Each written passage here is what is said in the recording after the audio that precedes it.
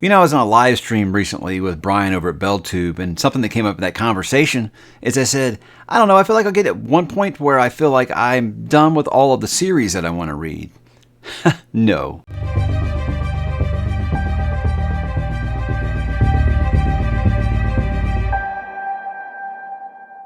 Hey, what's up, bookworms? It's Mike back to talk some 2025 for the first time on the channel. And what we kind of like to do here is in March, I always try to look ahead to the following year, start putting a spotlight on some of the series that I'm interested in doing the following year. And then in November, I'll always kind of whittle it down and make it a little permanent to what I'm actually going to start in the next year. So I know a lot of people are already like, dude, I don't even have 2024 planned out. What are you doing talking about 2025? It's quite normal. I do like to plan ahead, but I like to leave this open to interpretation from you and feedback for you to kind of make some recommendations. Tell me what you know about these series, if you think they'd work for me, or anything that you think that I would like that has not come up on this list. So that's kind of where we are going. So these are by no means me saying I am going to be starting these in 2025, but it is going to be things that are in consideration. So it's just a fun look ahead video. I'm going to have 4 different categories here. First one's going to be science fiction, dystopian, and post-apocalyptic. I'm kind of counting those as one here. Then it's going to be horror, then it's going to be fantasy, and then it's going to be historical fiction. Now, guys, you know I do really lean mostly towards fantasy here, so that's going to be the bulk of it. So let's go ahead and kick it off by talking about the science fiction, dystopian, and post-apocalyptic. The first one is Unwind by Neal Shusterman. Now, I did really enjoy how the series of Scythe began. Did not like how it ended, but it wasn't enough to where I felt like I didn't want to go to this other series of his, because it does sound very, very cool, but it does sound like it has some hot button issues that are going to kind of get some people upset. So you've been warned here. Just going to talk briefly about some of these. And they're very much one-sentence synopses because I don't want to spoil myself or you on them. But this one apparently is like the Second Civil War is fought over reproductive rights. And I think up till the time you're a teenager, you know, they can terminate you at any time. But once you're a teenager, they have the ability to unwind you, basically, which is where they donate all of your vital organs to someone else. That way, they're not actually killing you. So that seems like an interesting concept and a way to tap dance around the actual definition of it there. But yeah, I can see that's probably might bother some people because it does seem like it might be, you know, using a little bit of things to kind of talk about how they feel about modern day America, and that's going to happen sometimes, more than often. But with this, I felt like I really liked the way that Shusterman did kind of talk about, you know, the dangers of AI and stuff in his other series. So I don't feel like he'll have too heavy of a hand in the axe grinding. And I do like his writing style and his ideas enough to see what he has to offer in the Unwind series. And it is complete. So that's something that's really, really great. Now with this, like I said, I'm just going to commit to book 1 with all these, but I'm just kind of putting it out there. These are series that I am considering, obviously. The Commonwealth Saga by Peter F. Hamilton. This one's come up before. I know this sounds like a broken record here, but this one has definitely come up a few times because I've kind of realized in the last couple years that hard science fiction just probably isn't ever going to be my thing. But I feel like if something is done right, I feel like I will really enjoy it. And a lot of people have recommended this one to me, starting with Pandora's Star. I think it's something like 150 years from now, like there's a distant star that's like 400 light years away. It just goes out. So they kind of get this ex-NASA pilot to kind of get a crew together and, you know, a faster-than-light spaceship to get out there and see what exactly happened. And, you know, that's the big secret of what exactly happened to it. And I'm guessing since it is a 2-book series, something did happen, and we're going to find out what that is. But yeah, again, I feel like that's the place where most people have told me to start with Peter F. Hamilton, and they know my limitations, I think, of what I like with science fiction. So hopefully that is going to be something that will work for me. Leaning kind of a little more into the post-apocalyptic here. Metro by ℓ𝕤𝕤𝕤 Gluhovsky. I think I'm saying that right. This one, I mean, I played the video game series. I've never actually read the books. But Metro 2033, I do know it's like after post-apocalypse, after the bombs drop, basically. But it's like where there's still people alive that are old enough to remember what the world was like before, you know, the bombs dropped. But I think that the surface has kind of been taken over by those who were radiated and mutated into something else. They've kind of taken over. Mankind's kind of get below ground to kind of, you know, continue with life. But, you know, there's a certain point where those people are going to kind of break through into the underground, are going to have to fight. But I like the idea that I know they present in the games, I'm assuming here, is where you don't know, are we the last people on Earth or not? You know, that's a fun theme, I think, to play around with. And again, I think seeing this as someone from America, seeing a post-apocalyptic story from a different point of view, you know, not just, it's always like New York, you know, some survivors in New York, something like that. Seeing that from a different part of the world, I think could be a learning experience for me, as well as just having some fun in a post-apocalyptic setting. So there we go. I did love the game quite a bit. So I don't know how much of the storyline that actually spoiled or not, but I did enjoy it quite a bit. Patrick Ness's Chaos Waiting series is one I think that Jake Bishop actually recommended to me, so I want to kind of give it a chance here. But I know there's like, I think it kind of sounds almost like Y, The Last Man, that comic by Brian K. Vaughan, where it's like there's some kind of germ or virus that kills off all the females, so it's just men left in society. But it was like something to do with like hearing, but for whatever reason it affected this one kid to where his hearing, he can now hear men's thoughts, and he gets this idea of when he's coming of age, about to reach manhood, that all the men in his society, his little town area here, have been kind of keeping a big secret from him. And so he decides, gets his better judgment to run, and they do pursue. So there's obviously some big secret that you don't know about reading the synopsis off the back of the book, that I guess you'll find out about when you read it. But this is a trilogy. And it's got very divisive reviews, but I usually tend to believe that Jake doesn't recommend too much to me that he doesn't think that I like. He's got a pretty good track record in that regard, so I took it his word at face value there, because it's usually the right one. So I'll be interested in your feedback on there. Let's move ahead to some horror here. Now, horror is obviously something where I feel like this is mostly standalones. There's usually one-offs when it comes to horror, so there isn't a ton of series. Not like there is with fantasy or sci-fi out there to choose from with series, but I found a couple I'm really interested in. And one is just kind of one I found off of my own, and then one by a big recommendation. Off my own is Kagan the Damned, this series by Jonathan Mayberry. Is it Mayberry? I'm not sure. I'm just, I grew up watching, TBS reruns of Mayberry. Maybe that's why I'm saying that. I think this one kind of falls under horror fantasy, because it sounds like it's got a lot of sword and sorcery in it, but a lot of Lovecraftian, eldritch kind of themes, and that's something that I think is cool. So that's why I put it under horror here. But banished warrior kind of roams the wasteland looking for the revenge on his usurper. So it sounds like, hey, cool, we're going to have a fantasy story, but with big, scary monsters. That's always something I think can be a lot of fun. But I think that series actually is going to be completed this year, and I've heard nothing but pretty much glowing reviews for it. But I've heard it is very grim, it is very violent and dark, so I definitely want to kind of put it under the horror category here. But with a name like that, I would think it was a vampire story, because it's usually you just associate that, the Damned, with the vampire story. But I don't believe that this one is, but the next one is going to be, and that of course is the Strain trilogy by Guillermo del Toro and Chuck Hogan. Now, I know Guillermo del Toro as a movie director, and he has great monsters and ideas, so I'm thinking maybe Chuck Hogan is actually the author, and it's a story by Guillermo del Toro. I'm not sure if this is actually Guillermo del Toro's prose or not. I have no idea, but the Strain trilogy is one that I get recommendations for a ton. All the time on my Stephen King stuff, I get this recommendation. When I said that The Passage didn't work for me, they said they think that The Strain really were. And I think it's like a CDC team is, called out to respond to a biological threat, and it turns out to be serious, quite serious. And I think it has like turning people in kind of like a vampiric kind of state. So anytime you got like a modern day vampire story, sure, I'm interested in that. But I sound like it does have a lot of Andromeda strain, obviously. I think that's going to be kind of the influence for a lot of stories like this. But Del Toro, I feel like his ideas never really miss with me. His monsters, his creatures never miss. So if we can find a way to get that to work on the page, that sounds very exciting. But let's move ahead to the big boy here. Let's get out of the way, guys. This is going to be fantasy, and this is going to be the bulk of the list. I'm going to try to move a little faster here. Rhaenyra Chronicles. Now, I read Rhaenyra Revelations by Michael J. Sullivan, but I never read Rhaenyra Chronicles. I wanted to, but I said he's not done with that yet. He's finished with, Legends of the First Empire, so I tried reading that. Didn't really, I think what it was is I missed Royce and Hadrian. Well, that's good, because this is the prequel series for how Royce and Hadrian met up. So if you've read Rhaenyra Revelations and you want to know more about how Royce and Hadrian got to the point that they are in that story, I think this could be just it for me, because I miss those characters. It's one of my favorite duo, maybe my favorite duo in all of fantasy, and I would love to see some more of them. And Michael J. Sullivan hits way more than he misses for me, so I'd be excited to return to Edan and see how not Edan, Elan. Sorry, Philip. Philip Chase is Edan. This is Elan. My fault there. How about Chronicles of the Wolf Queen by K.S. Filasso? And I'll be honest, I didn't hear about this one at all until I got that Broken Binding set, which is beautiful, by the way. And yes, that is what influenced me to get it on my list, because if a book is that beautiful, I'm willing to look into it a little bit more. But failed assassination attempt kind of leaves a noble trapped behind enemy lines, and she has to kind of fight her way out to get back to her homeland. I love an enemy territory kind of story, and that just sounds like a really neat idea.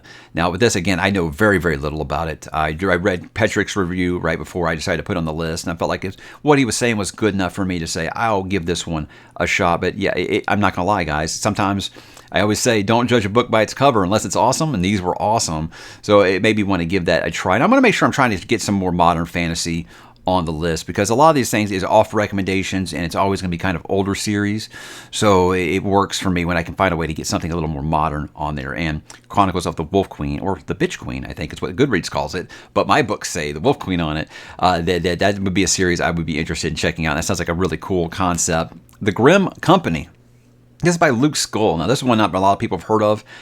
This happened like before I had a channel, how I've discovered this series, and that's how long it's been waiting to be read. Is after I finished the First Law and just fell in love with it, I started Googling, what are some other series like the First Law, and I got the usual ones, Michael R. Fletcher, I got Mark Lawrence, I got things like that, and I've read those, and I feel one way or another about them, but with this, it just kept coming back to this is the closest thing you're going to find to First Law, but it doesn't feel like a ripoff, because it does feel like its own thing, but it feels like that world and those characters, and I'm like, okay, that's good enough for me. Now, I'm not going to lie, I hear that a lot. I hear that a lot of people recommend something to me. Oh, it reminds me of First Law. And I get there and be like, it ain't like First Law. So I want to go in this not expecting the First Law, but just kind of getting some of those feels. That would be really, really cool. But it's like this Age of Ruin has been going on for like 500 years. And these towns are all now ruled over by these mage lords that caused this big apocalypse 500 years ago. And, this is this one character's coming of age in that world. So, hey, cool. Give me more. But again, this is one that it's just been on my list for a while. I actually ponied up and bought the hardcovers years back, and it was really right around when I started this channel. And then I got so many recommendations for you guys. It just kept getting pushed down and down and down, further and further down the list. And so I never really got to it. But I think that 2025 will be the time I do make that one happen, because it's a completed series. It's gotten really, really good feedback, and people have told me they think that I will like it. But it is a little lesser known, but that doesn't want to be a reason that I say I don't read it, So His Dark Materials by Philip Pullman. Now this one I think everyone's kind of heard of. I have always kind of put this off, I think, because I have a story about me and my wife were dating. She saw it on my shelf. And she said, I want to read that. She started reading it. She loved the first book, thought it was amazing. Second book, she said, it got a little weird, but I'm still in. And in the third book, she rage quit with 25 pages left. And I'm like, so I won't lie, that's always kind of swayed me to say against reading that story. But, since I started this channel and I say that, a lot of people have been like, we're talking about the third book's awesome. But, there are a lot of people who be like, yeah, the third book is just way too meta and it just kind of ruins the whole thing. So I don't know. I don't know what to expect with it. But I do think I would like to try to check this one off my list. Don't know a lot about it, except something like human souls exist outside their body into animal familiars that they call a demon. I don't know. I remember I watched the movie The Golden Compass when it came out. Way over my head. I had no idea what was going on. Part of the HBO series is really good, though. But I do want to make sure I do finally read this one. I've been kind of apprehensive because I know Philip Pullman was kind of an ass to C.S. Lewis, who I love. And, that does sway me a little bit. Kind of the same way how Michael Moorcock and taking his shots at Tolkien is always kind of made me not want to read it. But I've always said, I want a good story. I don't care what you say in your personal life. So that I don't want to be the double standard there. So I definitely think I'd like to get that one finally off of my bucket list. Wars of Light and Shadow by Janny Works. Yeah, she was very nice, and she did send me her whole collection of this series recently. But that isn't what got on my list. It's actually Philip Chase that got on my list. He was talking about it a lot. He and I read the Realm of the Eldlings, most of it together, and it felt like a good time. And he was just saying that I think as much as you're enjoying this, I think you would enjoy this Wars of Light and Shadow. Now, I was like, I just finished a 15-book series. I don't know if I want this series that's just as long to kind of take its place, but I've looked at it, and it seems like it has multiple arcs. I think there's 5 arcs in the series where it is like Realm of the Eldlings, where you can take your breaks with it. That sounds really cool. And Janny is just a very, very kind human being, and I have so much respect for her and what she's done for the community. Yeah, I'd like to give these books a try. 2 half-brothers kind of got to unite against the Masters of Shadow and Light. Very vague. Don't know a ton about it, but I think it's something about the Mist Wraith. It's a really cool name. But yeah, I've gotten enough recommendations for Janny Works that she was already on my radar, and her sending me those books is not why I put her on this list. Like I said, I give credit to Philip for that. Philip's the one who's been selling her books to me really, really well, and it seems like she is loved and respected around the community. And that would be someone I would like to shine a light on if I can. Alex Verus by Benedict Jacka. I'm smiling because this one has been on this list, I think, each of the last 3 years that I've done these lists. But really just feels like my Dresden Files replacement. Mage living in London with the ability to see the future. And he's kind of like a for-hire basis. And it sounds very, very Dresden Files. In fact, it's so much on the nose, I believe he actually does make a reference to Harry Dresden in his books because it was that on the nose. So if this is just like the London version of Harry Dresden, sign me up. It doesn't even have to be anything different than that. But I've heard it feels like that at first, but it does kind of do its own thing, which I can appreciate. But that series is complete, very, very long, but they feel like great palate cleansers, really, really quick. And everyone who has read them has had great things to say about them. And I think with me, it's just I got to make sure I don't go into it expecting the Dresden Files, and I'll probably have a pretty good time with it. But that's one, like I said, I've had on this list so many times, I think I do need to finally do it because I don't think I'm getting any new Dresden Files anytime soon, and I do need to replace that hole in the heart right here. The Tide Child trilogy by R.J. Barker, I've had Bone Ships forever.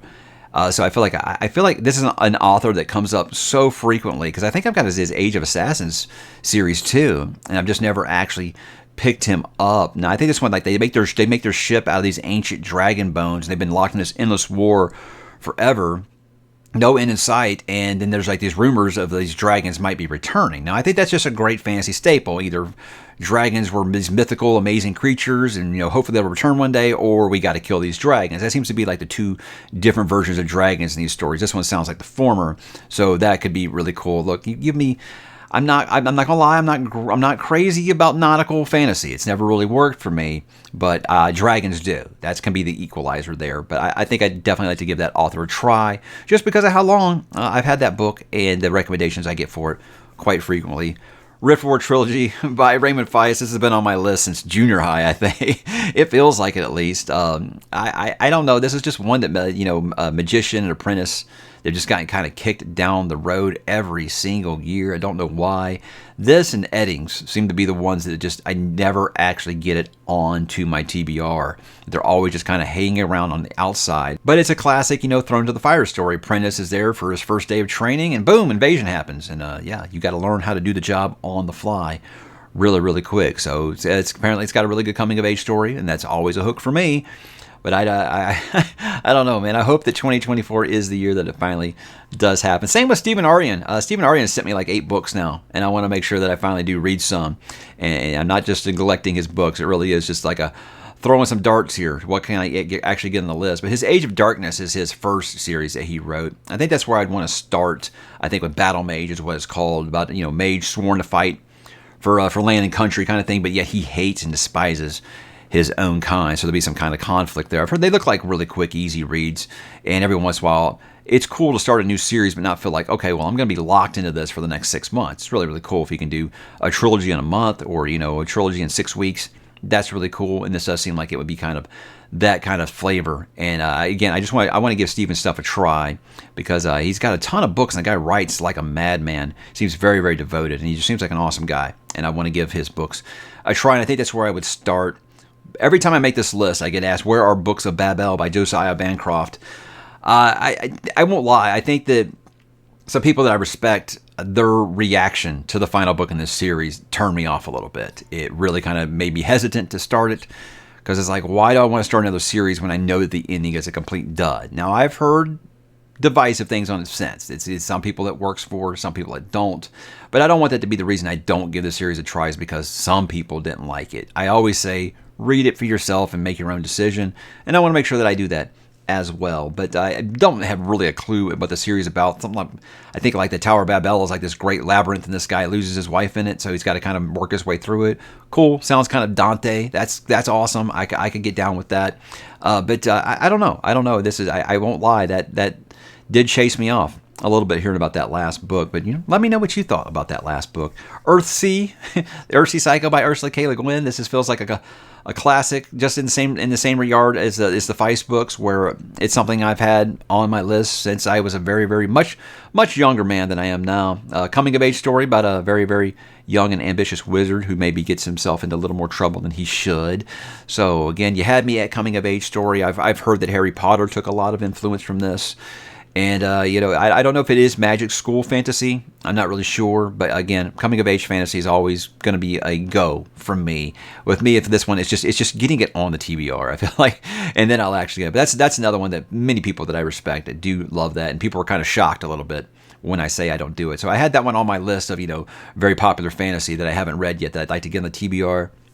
So I feel like that's got some things going for it here. So if you guys give me some good feedback on wanting me to do ℓ𝕦𝕤𝕤𝕤, please do so, and that'll finally encourage me to get that on the permanent ink list here this fall. Chronicles of Amber, Roger Zelazny. I have this whole collection, and I've never really gotten this. I think it is like 2 arcs of 5.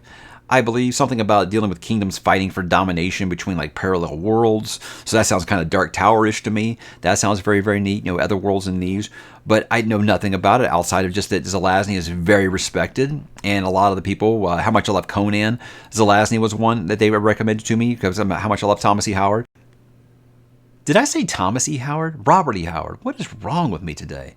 I don't know. Sometimes it's hard to get back in the flow of things. But again, that is an author that has been highly recommended to me. That's why I would do it. That would be the last of my fantasy ones, guys. Now, historical fiction is something that's kind of new to me.